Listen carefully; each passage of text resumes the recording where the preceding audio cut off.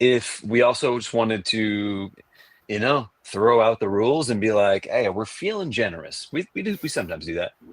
We'll just raffle ahead of the 60, but maybe we do, maybe I'm we not don't. going to do that until we get to 60. I refuse. Cool. I'm not going to. I mean, I care about Evan's time. Evan's time is most valuable when we stick to the rules and we keep to 60. You're a What's man up? of integrity. I'm a man of integrity. What's up, everybody? Welcome back. It's been a minute. Matt, can you go in here and share this to the Facebook group? For some Way reason, ahead of you. all right, jerk. Welcome back, everybody. It's been a minute since we've done Facebook Live. You might trickle in live. You might trickle in during the replay. If you're here live, let us know where you're tuning in from.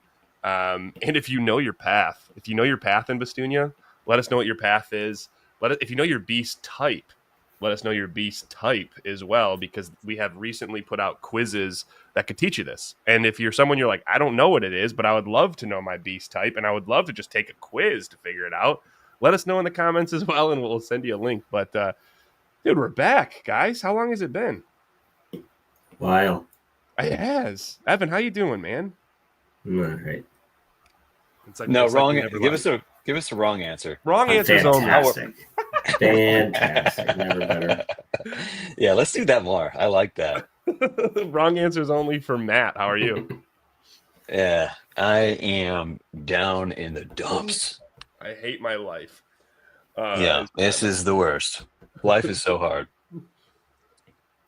I'm great. I'm all right, I'm back in Michigan, and it's not 100 degrees. It's like 80 something at my childhood home. It's fantastic.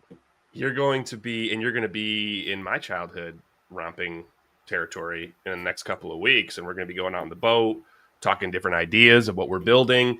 If you're new to following us, we're you guys would describe it. That'd be a fun game. We'll go to each of us and describe what you think we're building. I would say interactive fantasy world with multiple platforms of engagement. That just came to me. That's good. Okay, what would you do, Evan? What would you say, Evan? About the same. I'd say world building. Yeah. I come from a place where that's a much more common term of art, I guess. World building, interactive world building. Yeah. Just world building in general. Yeah, interactive world building is a bit like chai tea. They're both tea. Just adding unnecessary addendums. Yeah. Chai tea is a good one. Matt, what would you say? You can't say the same thing. You have to try. Yeah, an imagination incubator playground to delight the inner children of people of all ages. Real quick, who do you think our story writer is out of the three of us? It's Matt, and that's actually part of what we're going to be talking about today. We're going to be doing a agenda. We are going to kind of fill you in on what we've been up to the last couple of months. What we have coming down the pipe to get ready for. And then we have a calling creation that Evan will be doing yet again. That is going to be, it's going to be a minute. It's been a minute. It's part Corgi, if you can't tell. Evan is working on his Corgi skills right now. We'll tell you a little bit about this calling creation. And then after that, our great storyteller, Matt Emery, has taken our first children's book of Becc and Ceith, and he has made his own short story out of it. 18-minute long short story. So we are going to hear him first time he's ever read it in front of people. And I'll be flipping through the pages of our children's book to kind of follow along in a sense, because we're not following the words of the children's book. We're following along the words of Matt. But we at least want some pictures throughout. So that's probably the agenda. And after we get done reading, we'll come back to the calling creation. Sound good, Beautiful. Everybody here? And for reference, you read the book as well. We put together a video rendition of just reading the book, and it was like 2 minutes, 2.5 minutes, right? And so we've expanded this almost tenfold in this version of the story. Yeah, it'll be fun. And it's a story of two young Viking lads and their callings coming into friendship and talking about the importance of friendship and the strength of friendship. Shout out Evan for adding that detail to the first book. If you haven't got the first children's book, what are you doing? But Matt will throw a link in our Facebook group video. He'll throw a comment below where you can get our first children's book. And we also have our second children's book coming out. Luca the Lightbringer. Evan, do you want to pull up a picture? What's up, Doug Barr? What's up, Dad? Sure thing. What's up, Luca? Casey? Luca the Lightbringer. Let's These are some of the pages. Here's Luca.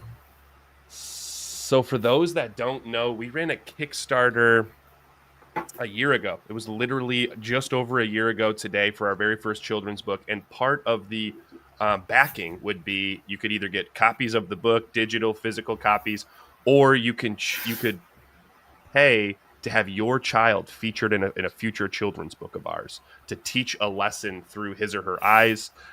So Justin DeWitt paid to have his son, we're going to just call him Luca. That's our name that we slightly tweaked.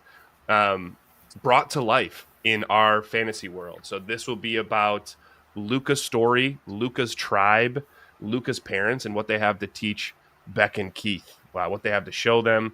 So if you would like a copy of that, there's a link that matches through in the comments. And Perfect segue. Yeah, no, okay, good.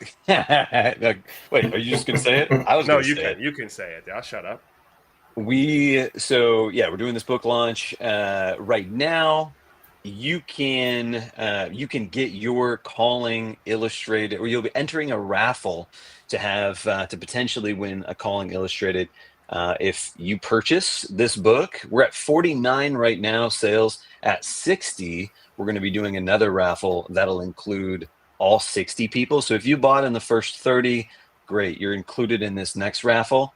If you buy right now, you can grab it. It's in the link, probably underneath this video, wherever you found it. We'd love to get to 60 by the end of this. That would be cool. It's like a little mini, story-a-thon book launch. And then at 100, we'll do another raffle, and you'll be included in that as well. So 2 more chances to win your personal calling illustrated, if you dive in and grab your copy now. And if you buy several copies, that's multiple entries, of course. You're put in multiple times. Shout out Chris Weir, who purchased 4 books, so he'll be in the raffle 4 times.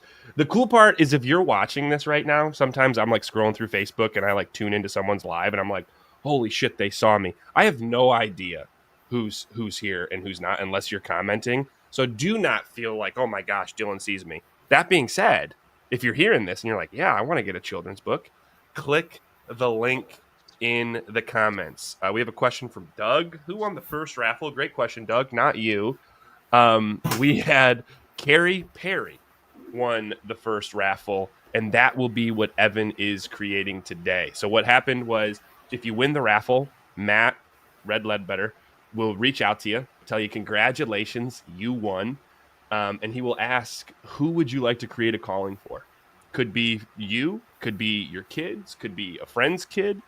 And then we walk you through our frameworks to figure out what would your calling be and what would it look like. And then we give Evan that information. So Matt reached out to Carrie Perry. Matt, do you kind of want to tell us what you walked through with her? Did she take the quiz? Did you ask her questions? Yeah. What did you come up with, and how did we get here? It was beautiful, frankly. And I, in interest of protecting, some of Carrie's personal information, I won't say too much, but it was really beautiful.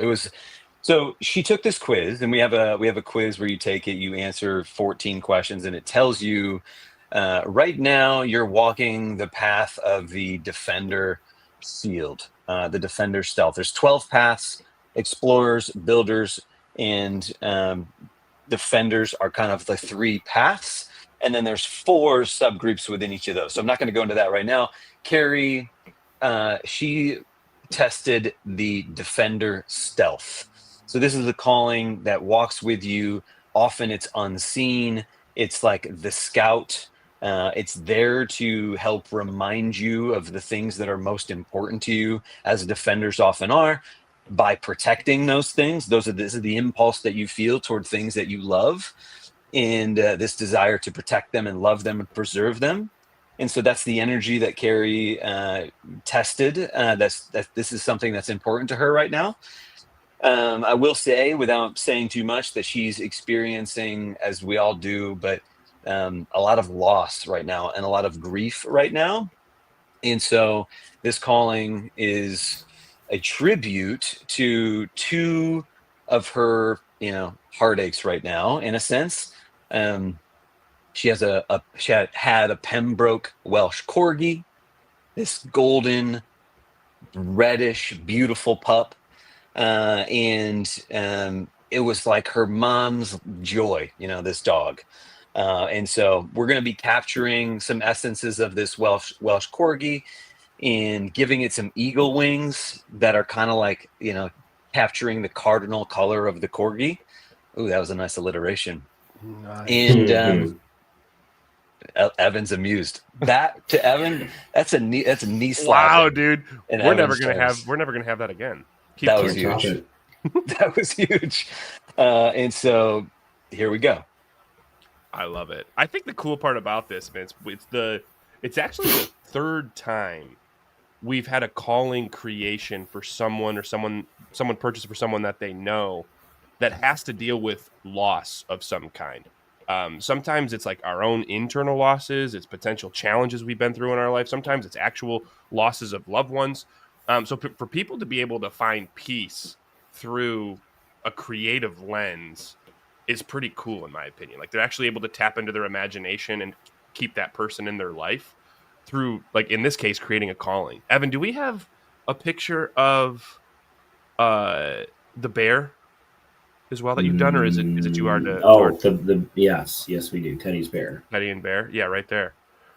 We had this poster created for a child who lost her father. She's younger, and his nickname was like a bear, right? So she's got this little bear, and then behind it, this great bear with angel wings. We put it into a poster, and it's in her like playroom. So it is also something that, man, if you have something, you don't have to have lost something, but if you want to bring something to life for yourself, for your kid, let us know. I think that a cool way to do it is using imagination. And you have a chance to potentially do this if you purchase our most recent book, Luca the Lightbringer. It's on pre-order. We will be doing a raffle once we hit 60 sales. Right now we're at 49. 49 in like 2.5 weeks. Pretty cool. We're doing just like 5 more days of this.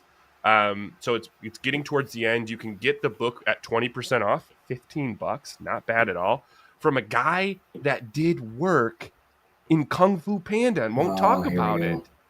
Like, can you believe that? Evan did work in Kung Fu Panda, won't talk about it. Number two, which is the best one. Flying rhinos. I agree. Awesome. Okay. You agree with yourself that you hate us? No, I you agree. agreeing Number to? 2 is the best one. Number 2 is the best one. Two Got is it. the best one. It's like underrated. Anyway, so that's what Evan's doing. Evan, I am kind of curious, man. Now this is like the second calling for you, where it's like it has like a heartfelt meaning to it. As an artist, is it hard? Do you try to keep that in mind? Do you try to like take yourself? You try to take that yourself out of the equation and just draw? Like how do you manage creating these? No, I definitely keep that in mind. I mean, it's potentially a source of pressure. You don't want to, you don't want to make light of the emotional weight of something like this. But at the same time, like I'm design cartoony characters. I try to make them fun and dynamic and full of energy, and it's not necessarily, sometimes I can feel at odds with like the heaviness of what people are dealing with and what these are meant to be a tonic for, and so that can be a challenge. But I want to stay true to that. I want to stay true to the kinds of things that I produce and how I would approach a heavy subject like this. And this is with fun and whimsy, even though there's something heavy behind it. Even though that there's pain, there's grief, there's a lot of dark stuff there, stuff that we all go through. But I try to find some truth in bringing the fun back, I guess, to it. Yeah, when you see a picture like what you're doing right now, by the way, it's probably my favorite out of all of them that you're doing. I think the one I've developed, man. How do we mute this guy?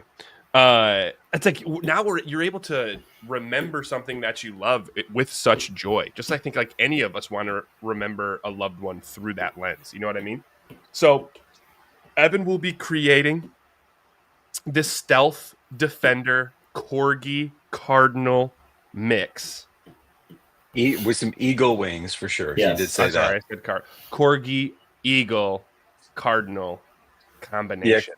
cardinal is more of, I think, a coloration, if I understood Carrie, for the corgi's coloration of cardinal. I'm really just Correct? going for the alliteration. Did that get you going again, Evan? No, Not it's not as done. much that time. It's It's done. redundant.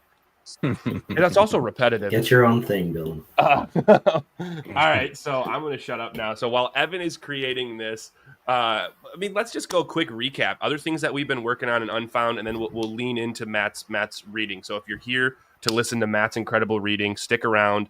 But just an update on the Unfound side. I mean, it's been a couple of months. Matt, on your side, what have you been creating within Unfound in the last couple of months? What did you put out, let's say, in the last couple of months that we were waiting For a sure. year for? Anything else? Well, you will claim that it came out in June 2024 because that was the deadline that I told you so long ago. In fact, it just came out a good year late. It's the origin story for all of Bastunia that follows Argus, kind of the first hero. One of my friends, his name's Trey, designed this sort of like footloose and fancy-free hero that that will eventually step into a leadership role and eventually guide early Bastunians on this very perilous, very dangerous planet, which you're about to glimpse slightly in this upcoming story. But way before this story takes place, Argus is there to kind of start setting some of the foundations for true civilization, so that people can actually live on this planet and have good whole lives.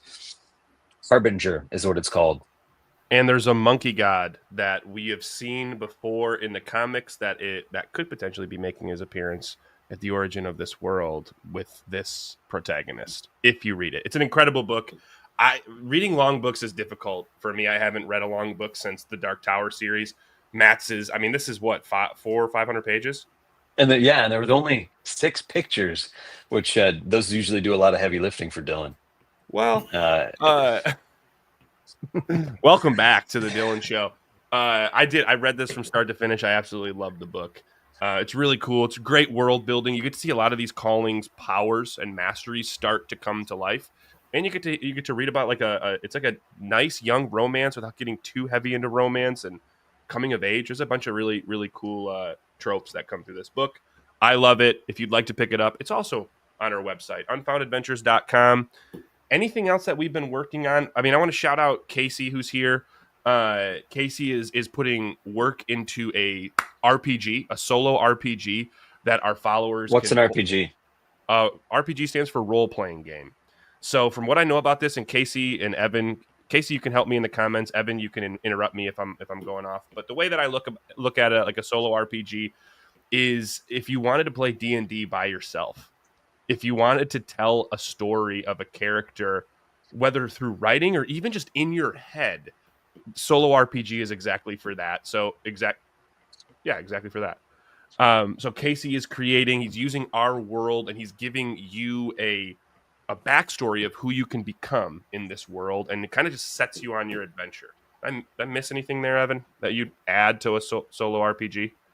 No, that's about right. I mean, you're right. If you'd like to play D&D by yourself, that's a bit of a reductive and mildly insulting way to put it. But yes, absolutely, it is about sort of self-discovery. It's finding a way to play through these kinds of storytelling frameworks on your own if you don't have, a table or a group of friends readily available.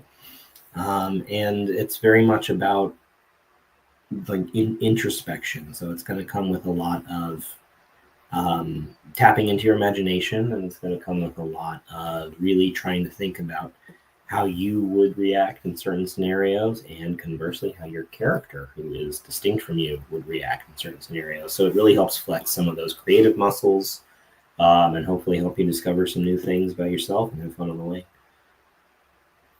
Love it. Yeah, I think Casey's doing an incredible job. Like the amount of detail and research that has to go into it is nuts. We meet once a week, and he comes with questions and how are people going to explore, and how do you travel, and how do you build, and how do you battle. There's going to be a bunch of scenes that are well orchestrated for you to have a shit ton of fun in. First swear word of the day. Second, actually, and that's your quota, because there may be some kids here. Second, shoot is what I meant to say. And there might be kids here, which we will be moving on with that. Speaking of kids, any other updates? Our TEDx talk is now over 100,000 views. We're at about 116,000 views. How to raise future-ready kids without more screen time. Feel free to check that out on YouTube if you want. It's awesome. It's so good. Thank you very much. We've been speaking in schools to now not only create your calling, but to start writing your own story within the world of Bestunia. So we worked with 12 classes last year to help about 200 kids start to come up with their own story in Bestunia.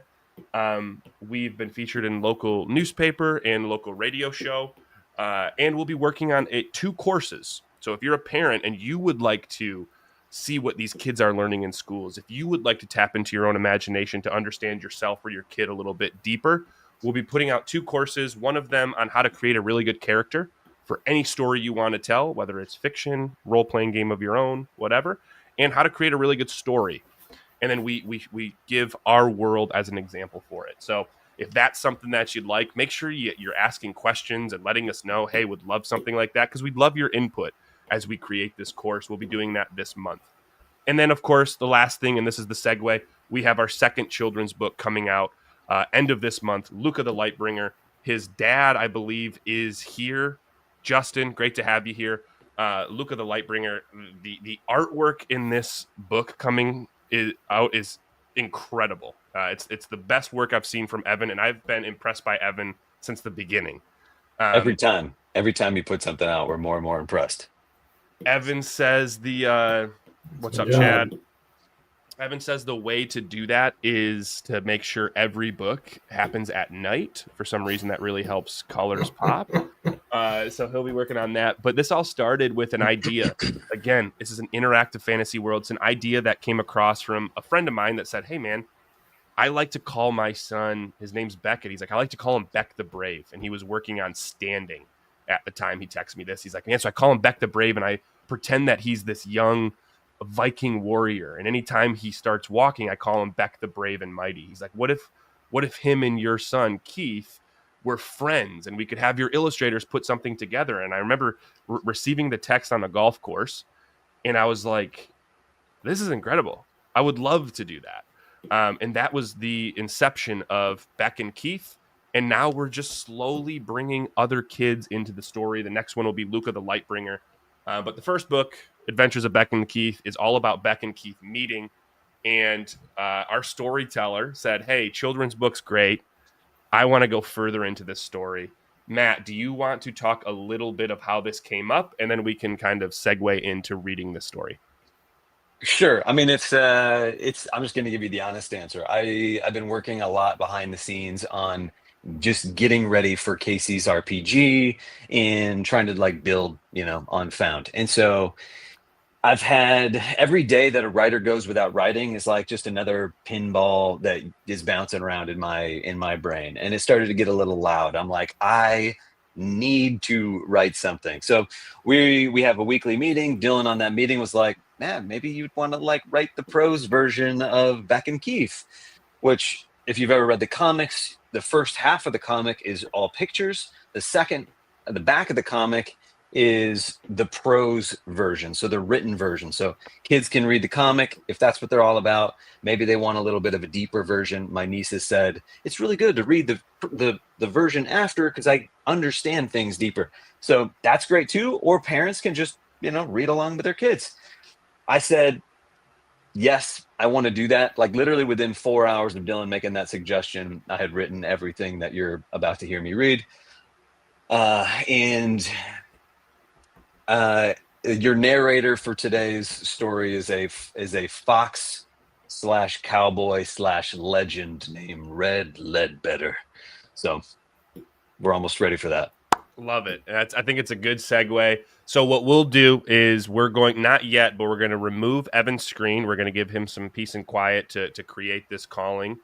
I am going to I am going to share my screen of the first Becc and Ceith book. If you have your Adventures of Becc and Ceith book with you, pull it out. You can read along with us. But as we go through this, you're going to be like, Matt's not reading those words. That's right. But we want you to at least see the pictures of where he is reading.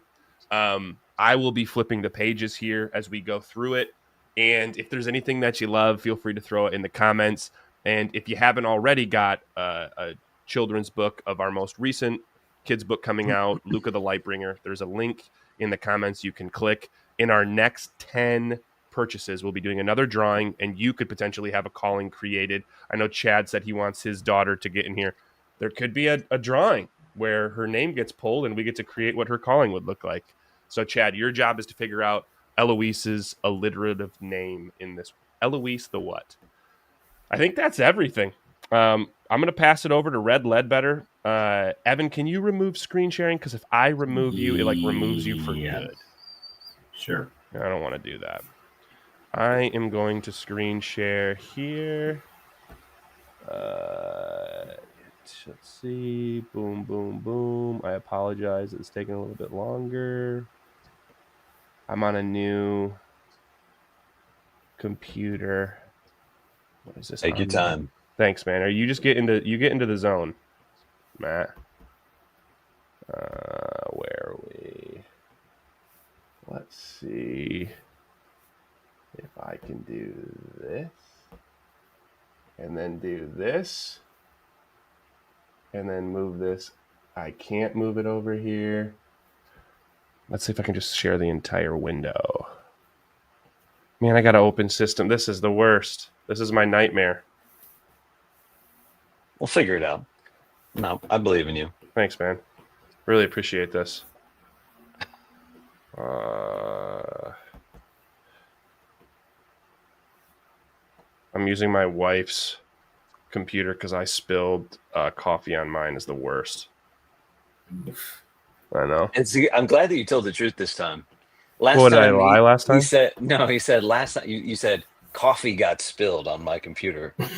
Yeah, that's not lying. Yeah, but you said that one gets a laugh. What? You guys are the worst. Oh, we only lost. Share screen, bro. Go to. I know window. how to share screen, but it doesn't have everything up. I'm trying to find it for some reason when I go to share the Chrome tab. Yes, 50 books sold. When I go to show the Chrome tab, this one doesn't come up. I don't know what this. Yeah. This is why we have dry runs, folks. Yeah. He's just looking at the Shopify page right now. I'm not. I'm trying to look at this. This is maybe if you buy more books, it'll get them to move faster. Please, for the love of God, someone help me. How come this isn't popping up? Oh, wait. It's because, hold on. I think I might know why. Want to call Keith in there, see if he has some insight? It's embarrassing. This is embarrassing. Let's all. I will not tell you what I was doing instead. You know who Sharon is, Casey. What are you talking about? Here we go. All right, good. I think I got it. Are we good? Are we good? Yes? Awesome. So if anything, Matt, you're welcome because that probably helped you. Is this big enough for everyone? Can everyone see it good? See if I can zoom in a little bit. There we go. Yeah, this is weirdly my screen is now gone black. So hold on. Hang on, I'll be right back. Yeah, see, so real quick, it's not just on me. Matt could have been doing this. Nope. So I'm good. Real quick. Just kidding. That was a fake out. I just wanted you to feel better. Thanks for faking me out. My mom said that she's on her way over to help me. Thanks so much for this, Mom. All right, so let me set the scene. We are going to be reading The Adventures of Becc and Ceith through the eyes of Red Ledbetter, who lived in this time of Bestunia to tell you a longer version of the story that we put in a children's book.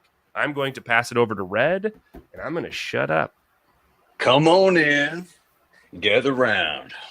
My name's Red Ledbetter, and I'll be reading The Adventures of Becc and Ceith, Book 1, with a little extra chili powder on it. A long way from here, or perhaps nicely close if you live near the infant sea, sits a village neat-like against the shore.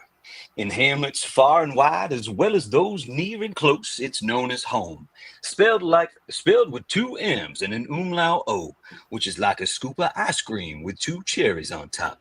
It has quite a reputation as being the birthplace of heroes, a reputation nurtured tirelessly by the locals, a warrior clan who love to regale travelers with tales of woe, of battle, of near-death experiences, of being brave, of heroics, to put it nice and neat like. Shells, a couple couples have grand old great-great-grandparents who have been on this old planet, Bastunia that is, since the beginning. Not the beginning of time, perhaps, but the beginning of all the stories the clan likes to regale travelers with, those tales of woe. They believe, as do I, that if there is no story to be told, no tale that can be laid out all neat-like, it may as well be that nothing happened. Now, you probably heard a legend or two out of Bastunia, but if not, all you need to know is, at this time, everyone born on this rock shares their mind with a life-form companion known as a calling. Also, you might hear me say beast or totem or familiar, as all of those words mean calling and can be interchanged interchangeably. A calling helps guide Bastunians on their life path, keeping things all hunky-dory if they listen. A gift from the deity of this world, a monkey god named Boontu.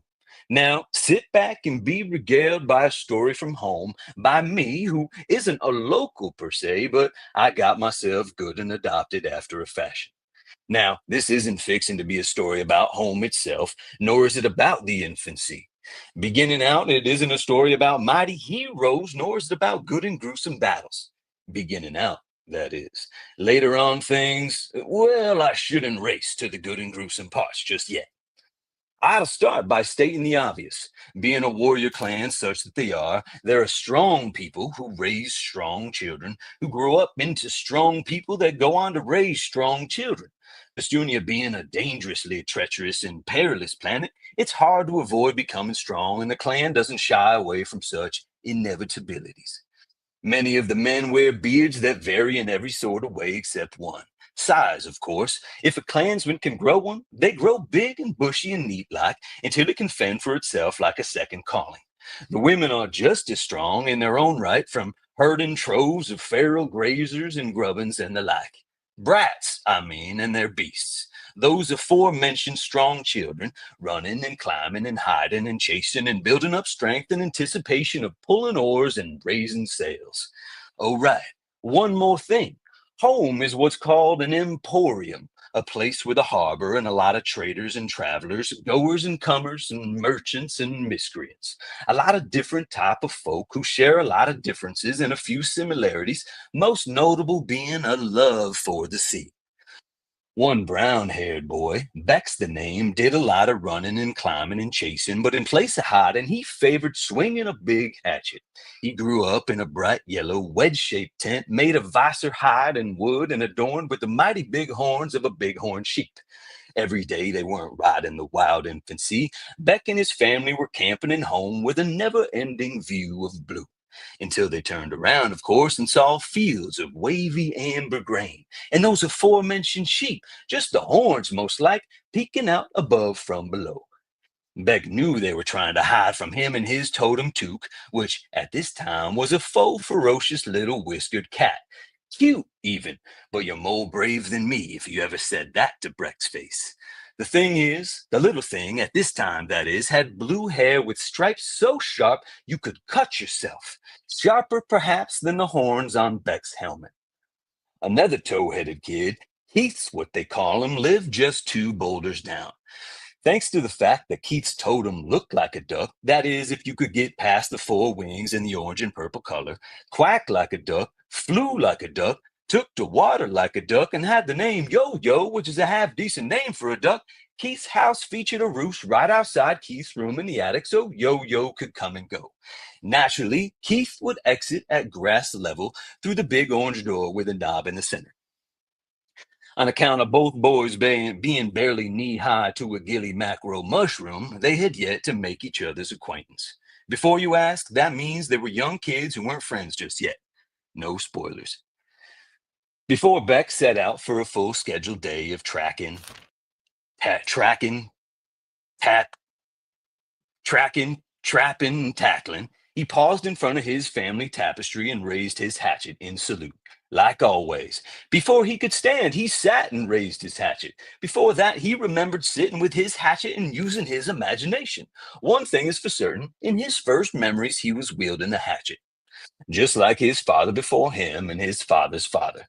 Being home, we can accurately deduce that he raised that hatchet just like his mother and his mother's mother before her.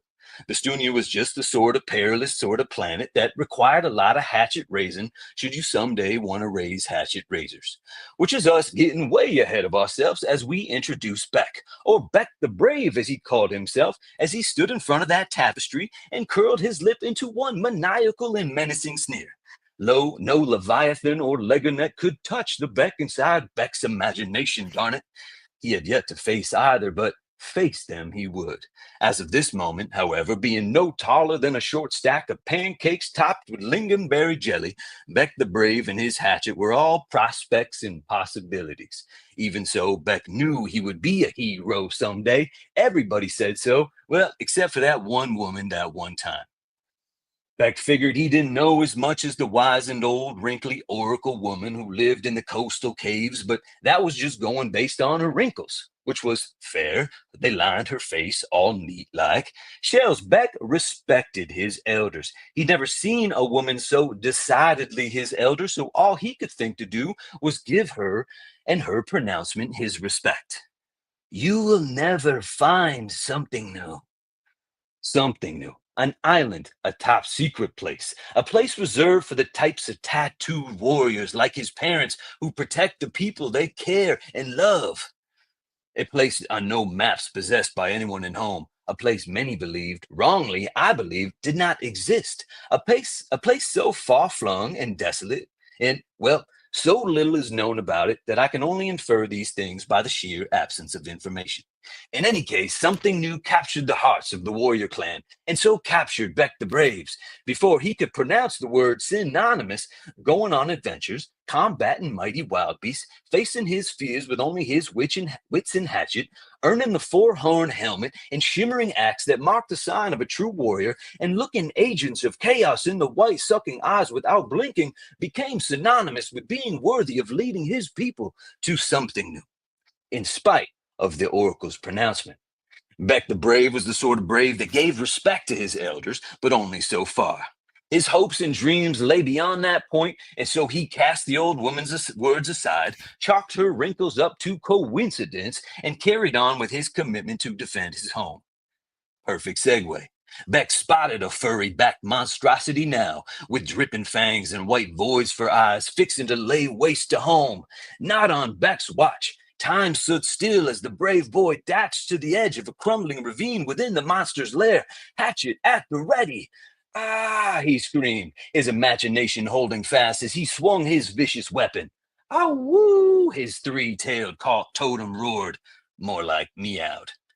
Two big-horned sheep standing nearby with wool draping over their eyes lifted their heads and detected no danger. The foolhardy, brainless, not long for this world animals did not see what Becc the Brave saw, not because of the wool over their eyes, but for lack of imagination. When Becc came to rest and came to, his booted feet back on grassy ground, his helmet falling askew in the skirmish, the brave boy found the clearing good and truly foeless. Safe, thanks to him. Foeless, Becc noted triumphantly, but also, aside from a few sheep, without witnesses. Vanquishing foes is fun and all, but Becc reckoned it felt lacking without lackeys, fellow men-at-arms, and the admiring cheers of the recently rescued. For a moment, Becc brooded. Would there come a time when no mighty wild beasts were left? After something new was found, the mystery unraveled, would there not Would there not be a single adventure left to come by? What is a world without adventure, but one without need for bravery? In this far-off time, in this little flutter of Beck's imagination, would there be anyone who needed protecting? His triumph deflated slightly, but he kept his head held high, looked to the horizon, and asked aloud, "Who can Beck be brave for?" He thought it sounded pretty darn cool, and considered for a moment whether his favorite warriors had catchphrases. They must, but he could not recall any straight away. "Who can Beck be brave for?" he asked again, this time a bit more like a normal question. "You forgot about Keith, didn't you?" Beck's near neighbor, nestled in the house with the roost just 2 boulders over, the young tow-headed boy with his orange and purple duck-billed totem. You recall now, Keith, or as his parents call him as they watch him drag his tome-riding totem across the grass, Keith the Curious, with a single flaxen braid draped over his shoulder, a similarly colored rope tied around a book that, any way you spun it, was larger than the boy. Keith hauled his prizes over to a patch of lawn where awaited more prizes. An eclectic nest of rocks, in this case, one of many. There Keith began to forage and dabble. Many long minutes the boy happily spent this way, with his fingers crawling over rocks of all shapes and sizes. One of them had a hole through the center. Several others were shades of chalky blue and left traces of their color on his fingers. A curious boy, as curious as Keith the Curious, was unlikely to have clean fingers. It's a sign, or a symptom, or a consequence, maybe a gift. Time will tell. Tom had already told that Keith liked to collect things that struck him in his fancy. He also liked to collect things that struck others in their fancies too. In this curious kind of way, Keith collects their smiles too. But smiles aren't the shiniest thing that Keith collects, not by half, not by a tenth. Keith has a weakness for treasures. Got that from his daddy, the way I understand.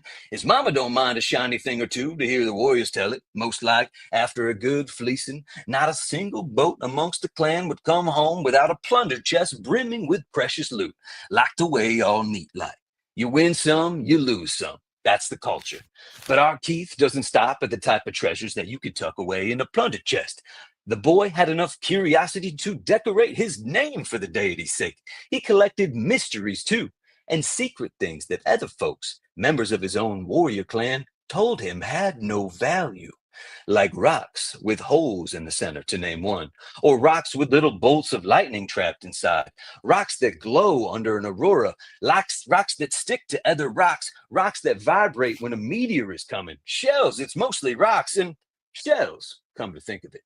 Sometimes it's not about the treasure itself, but the curiously bold effort Keith invests in finding it.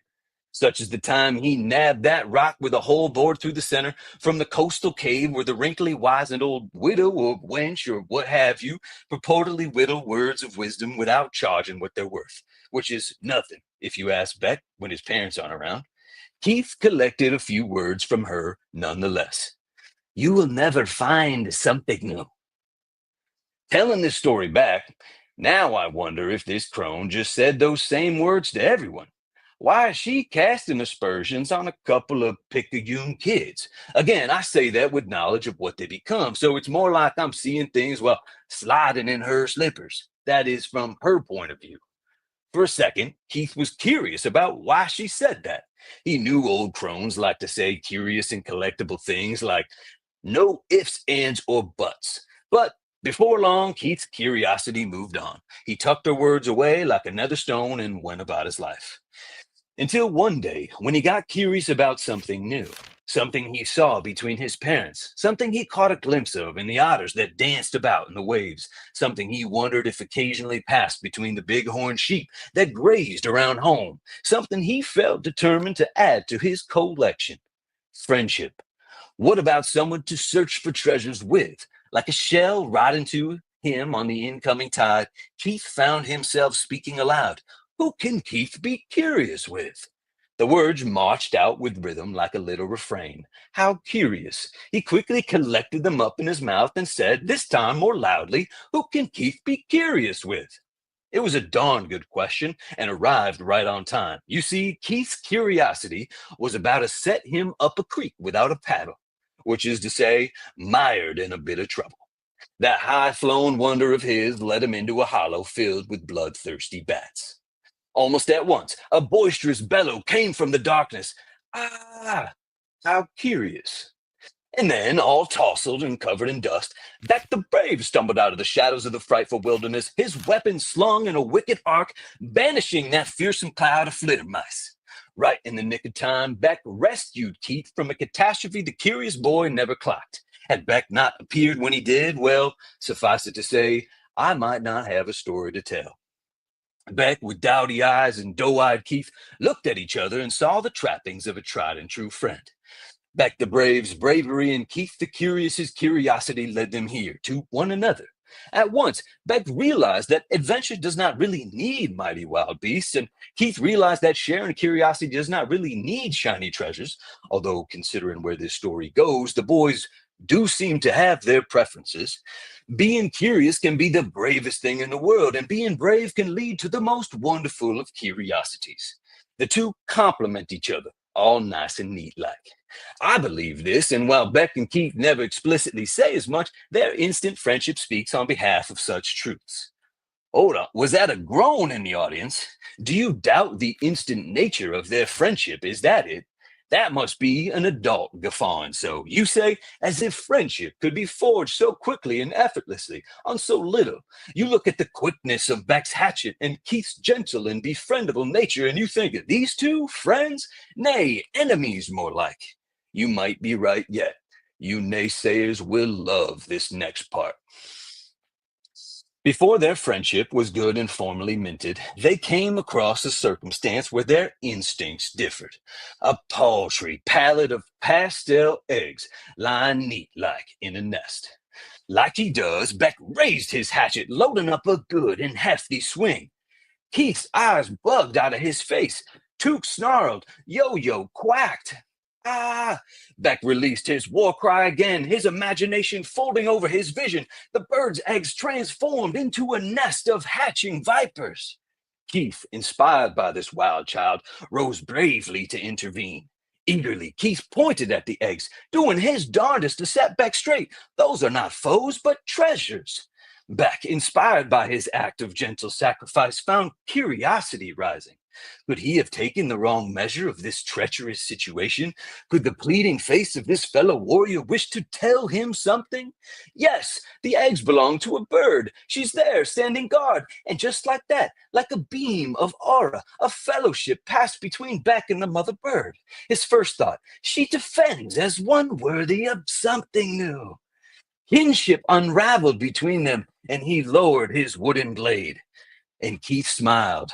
Just like that, he counted Becc amongst his friends. Ha! Told you, for two kids, making friends is that easy. As newfound friends, Becc could now access curiosity, and Keith, bravery, which they would desperately need for the traps, trails, trials, tides, and tumult ahead. But first, the boys needed rest. This night, like so many in home, finished around the fire. Song, drink, dance, and delights abound. A man and woman harmonize. Seeing in you, I don't see me, but instead a vision of possibility. Your visibility shines where I am blind, and I pick up the scent your nose can't find. Frustrating at first, but if we try, we'll learn that you are you because I am I. The end of chapter 1. Stay tuned, or maybe go purchase book 2 right now. That was awesome, man. So good. So good, man. Thank you for that. If you are here, make sure you give Matt some love in the chat. Evan, I'm curious. I muted you while we were going through because you coughed one time through, so you have to unmute yourself. Do you like the term something new if it's said the way Matt said it? He's muted. He's still muted. He might be wrong. Did he have opposition to something new? I unmuted you, Evan. He didn't have opposition to it. It's just he was chewing on it. You like it when it's said this way? Yeah, I think it works. Yeah, I know we had our discussions on this, and I felt like it was a little on the nose. Yeah, exactly. But no, I think it turned out nicely, and that was an awesome reading, Matt. Great job. Oh, so good, man. So good. My favorite still. If you have a favorite part, throw it in the comments here. Colin Batt's Flittermice, I think, would probably be my favorite, and how the lady pronounced something new. Anytime you tapped into the wise old lady, I was like, this is good. It's also crazy how in 4 hours you took a children's book that is very quick to read, unless you're Casey Kinsey, and turned it into a 20-minute short story, 18 to 20-minute short story. I don't know. And being able to watch it as like the father of Keith in real life, you get emotional, I guess, when you have kids, but I like found myself like lightly tearing up when you're talking. I'm like, that's my kid. Yes, he is curious. And referencing Keith the Curious has a weakness for treasures. Got that from his daddy. It's I'm like, that's me. I'm rock Yeah. out with it. And I think that's the whole concept, right? Is like we want to use. I was talking with someone today that I work with. And Evan, if you want to share your screen, oh, you're perfect. I was talking with someone that I work with, and it's fun watching people in their mastery, like how they talk about what they do. And it's cool to then use our masteries to help other people like express parts of themselves. So it gets me excited of like Justin, for instance, being able to see his son in a different light through a children's book that we're getting ready to produce. So incredible mastery that you have, Matt. Incredible mastery, Evan, for what you did in that first book. My gosh, it is awesome. Yeah, I was almost like regretting that I had to be the one reading because I wanted to experience like seeing the pages flip and stuff. Because it's just it's such a fun book to go through. I don't know how many times now it's been read to Rhodes.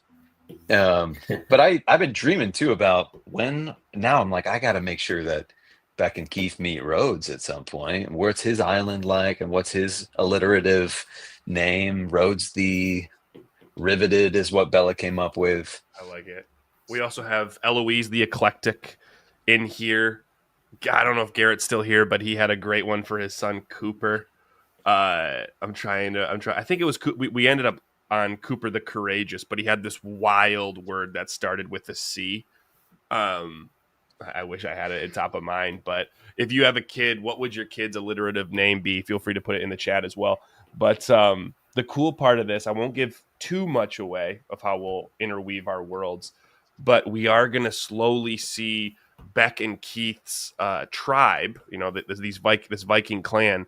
We're going to see the fleet of their ships get larger and larger as we continue to walk in this story. So we're going to see Luca's tribe's ships start to sail with this crew, and then Summit the Scholarly, and Declan the Defender, and Haley the Harmonious, if I recall. That's right.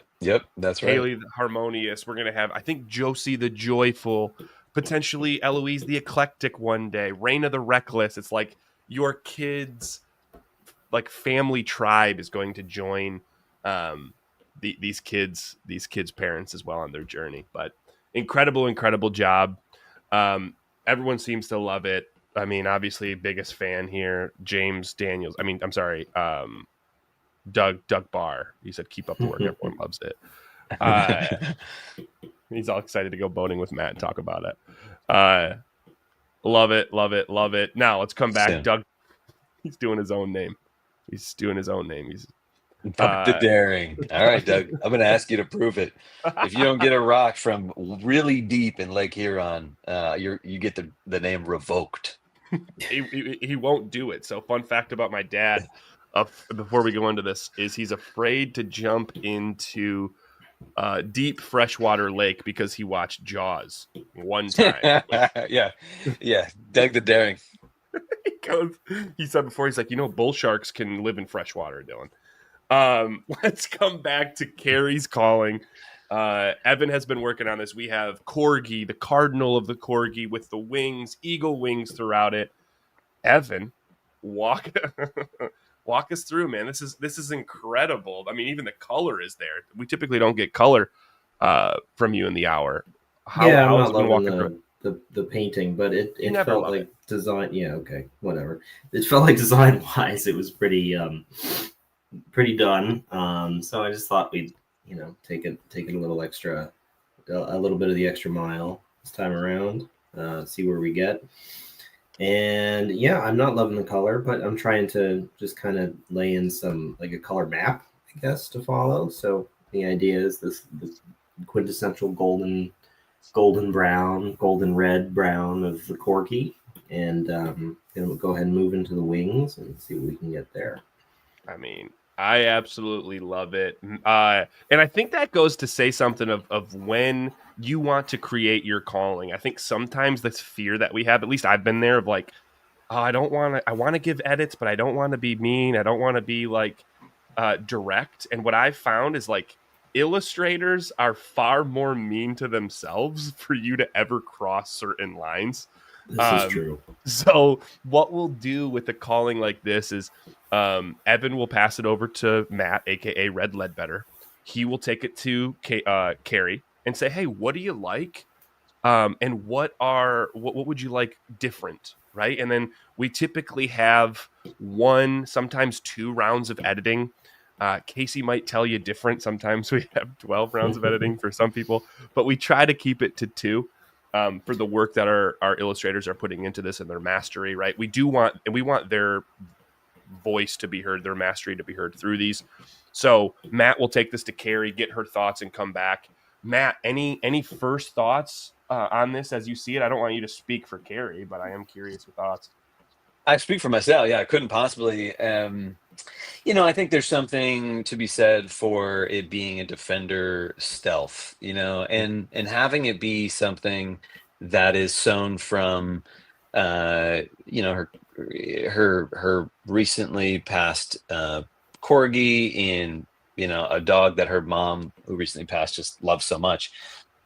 Is that we're always going to be crying out for some of this companionship that that is lost when we lose these people.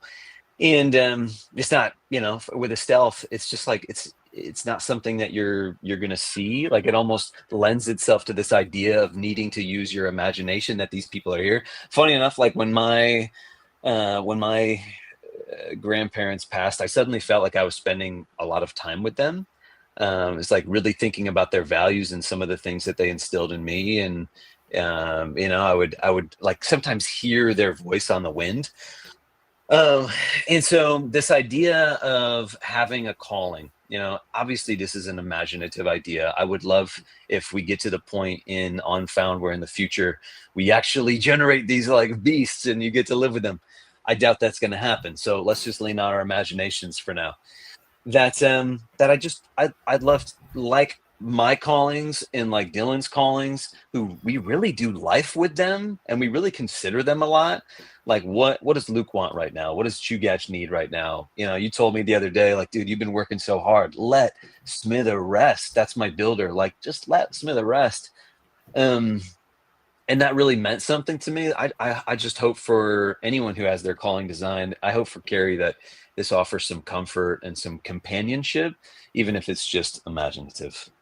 Yeah, man, it's a different way of looking at a defender stealth, because sometimes you look at a defender stealth, it's like, oh, it's like sneaky, it's right here in the studio. This is like stealth in a different sense, because it's behind the veil of like our reality, right? When we think of someone that has passed, and you're talking about what we've learned from those that have passed, it's what the TEDx talk is about in a nutshell, and learning my imagination and creativity from my grandma.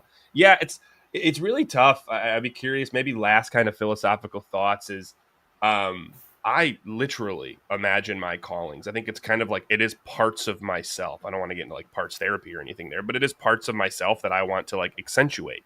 When I go to hockey, I take I visualize my defender and explorer calling coming with me. And I tell my builder calling, it's time to rest. I just worked all day, right? When I leave my office, I'll do the same thing. When I'm downstairs with my son, I envision my defender calling. But I do think there's a line, right? Like, I don't want to become that 30-some-year-old guy that's like talking to an imaginary figure, right? Like, I'm not going full Naruto kid and running like that with, like, I feel like there's this discernment of imagination of like, it's good to a point and then you don't want to cross a line. But sometimes I think the challenge is people never even reach the point of tapping into their imagination more. Does that make sense? It does. And I just finished this newsletter actually yesterday, kind of on this. My Chugach, which is get out of here. Is it on your arm? if you've been on one live with us, you've seen me show my arm and be like, did you know that these are actually on my skin? uh Chugach is sort of loosely based on my husky, and if you have a husky or if you have any dog, especially active breeds, they can go maybe a few hours without scratching at the door and being like, take me for a walk. And so they demand certain behaviors from you so that that they can have their existence be what they want it to be. But if you shared a consciousness with this being, and if this being ultimately was designed to lead you toward your highest good, then the scratching at the door is like this impulse that you feel to like go do the thing that's really healthy for you, that sometimes gets blocked by menial work and like some of the life sucking things that we can do in modern society, unfortunately. So it's good to a point, Dylan. That point being, make sure you're doing the things that are these nudges, like this inner guidance that you're being given to go create something or build something, or explore somewhere or protect something. Do something about that, because that's I think how the voice of the calling operates within us. Yeah, it's a way to turn annoyances into totems, in a sense of like, oh, I actually do. Like I do sometimes I get annoyed. I'm like, dang, I still got to get the dogs for a walk. Obviously, Kip wants to go, and then I'm out there and I have like part of me's listening to obviously everything around. I have one earphone in. I'm listening to Alan Watts. I'm like, I love this, right? So it's a way to turn something that can, when society's just going and it's your day to day and it's your go go go go go. It can feel like an annoyance. It can feel like an add on, and you're like, I just don't want to deal with this, and it can turn it into like it's just a totem reminder to hang out with a defender part of myself and preserve the things that I truly like. Evan, last thoughts, and then we'll kind of finish it just because Evan's here as well. Do you have any thoughts on like, it's like imagination to a point? Like we don't want to ever tip the scale. Does anything come up for you or? Well, what do you mean when you say to a point? Like you don't want to like, tip the scale? I don't think at 35 years old, I'm gonna, I love adventuring in my whaler. Matt will do the same thing when he comes here. And there's times I'm out there and I'm with my explorer self, and I feel like it's just like I'm being a pirate. That being said, I'm not going to hang a pirate flag and start talking like a pirate, dressing like a pirate. It's like there seems to be this level of imagination's great, and then there should also be some discernment of like, we don't want to be that weirdo. I mean, I hear you, but also who How about you say cares? I hear you, but also who cares? No, and instead of but. No. I hear you, but who cares? If I'm not going to be one to curate what brings you joy or fills your bucket. And sure, maybe something seems ridiculous to me, and maybe it is empirically ridiculous to a lot of people. But if you're not hurting anybody, like, so what?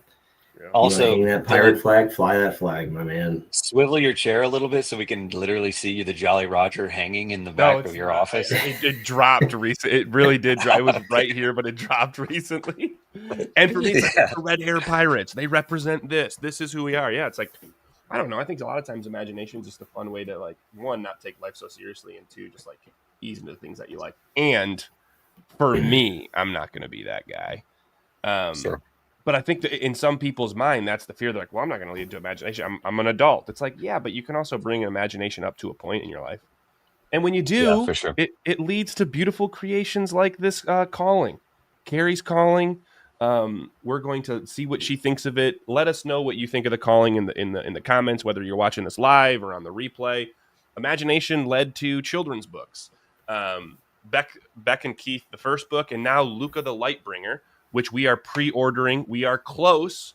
Shout out to anyone that purchased during this hour. We are closer to the 60 target for our next raffle to see if you can get a calling come to life. So if you have not picked up a copy or a pre-ordered copy of Luca the Lightbringer, you can click the link in the comments on our Facebook page.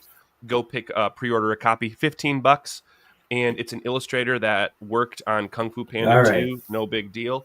And imagination led to Matt's story today. So taking our first book and elaborating on it, turning it into a short story. That's cool as heck. If you believe in imagination, if you like what we're doing, as always, like this stuff, comment, share, check out our socials. We do an imaginative question of the day on TikTok. We do creative tips for parents on TikTok and Instagram. We're slowly getting back into YouTube as well. Just brought on someone that's going to help us with videos, whether for YouTube or a course. So follow the journey, and we really do appreciate everybody. Thanks for sticking around, and we'll see you in the next video that we do. Say bye, Evan. Evan, say bye. Bye.